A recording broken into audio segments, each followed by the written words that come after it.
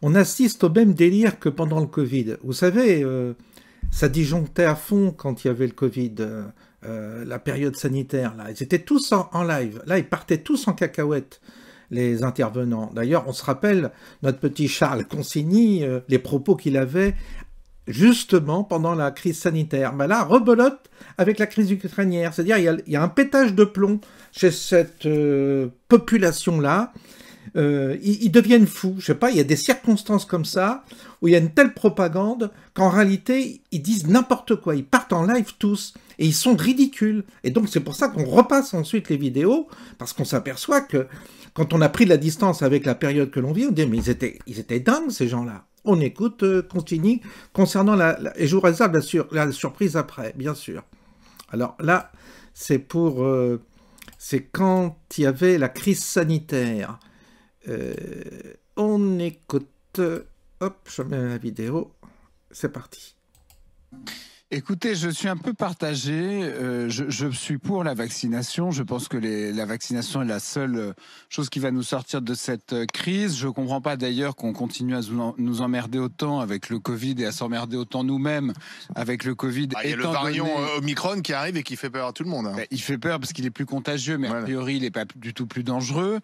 Les gens, moi je connais des tas de gens qui ont le Covid, y compris des gens de plus de 50 ans, etc. Et ils vont très bien, ils sont chez eux avec leur Covid et ils sont protégés contre une forme grave du Covid par le vaccin. Donc en fait, pourquoi est-ce qu'on s'embête? Pas de dramatisation. Non mais moi je comprends pas pourquoi on est en train de raisonner comme si on n'avait pas les vaccins sur les histoires de est-ce que Noël, ceci, cela, est-ce que le Nouvel An, est-ce qu'il faut interdire, fermer les frontières, je vois pas le sujet. Bah si, 5 millions de vaccinés qui peuvent tout bloquer.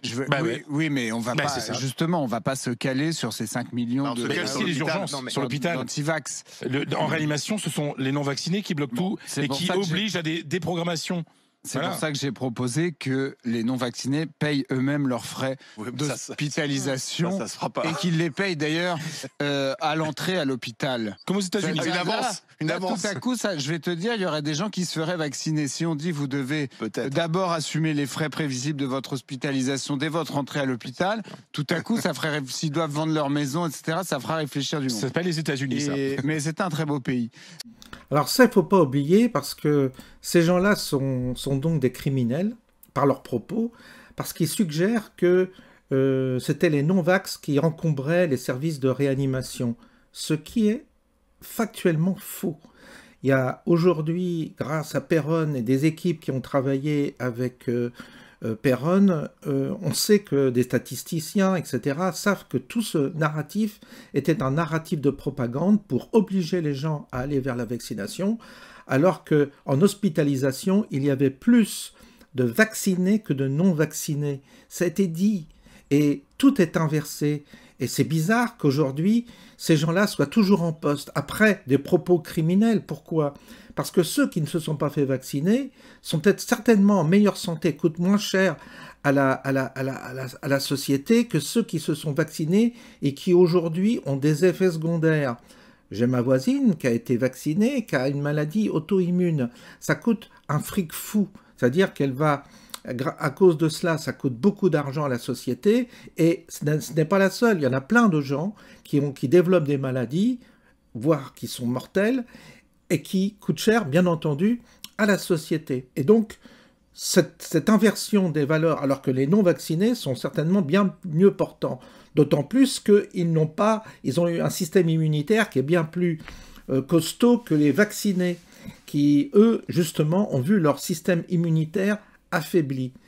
C'est un scandale, mais c'est pas fini. Maintenant, ça y est, il faut aller faire la guerre. Et là, qu'est-ce qu'on voit Consigny, le petit Bourge, hein, qui habite dans le 5e, 6e, j'en sais rien, ou le 7e, et qui est jamais sorti de Paris. Ah ben moi, Macron, s'il veut, parce qu'il faut la guerre maintenant, ça y est, il veut aller se battre contre la Russie, hein. Alors, on va y aller, vous avez vu les images, hein, c'était Manchester, c'est l'armée dont il veut faire partie, hein, celle de l'armée anglaise, vous savez, très LGBT. Eh bien, ces gens-là vont se battre contre la Russie. Allez, on y croit, hein, et on l'écoute, vous allez voir, ça vaut le détour. Mais imagine si on avait dit ça pendant la Deuxième Guerre mondiale, est-ce qu'on... Ça n'a rien à on voir. Ces comparaisons sont absurdes. Pourquoi?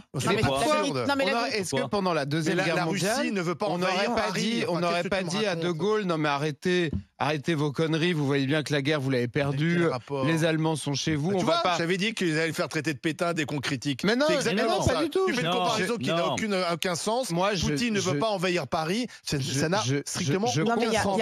Je comprends pas cet esprit défaitiste. C'est pas des esprits défaitistes. Je pense que parfois, moi effectivement... J'adore les gens qui veulent faire la guerre mais qui n'iront jamais sur un tranché. Mais moi, pourquoi j'irais pas? Moi, si le président me le demande, j'irai. Je m'en fous complètement.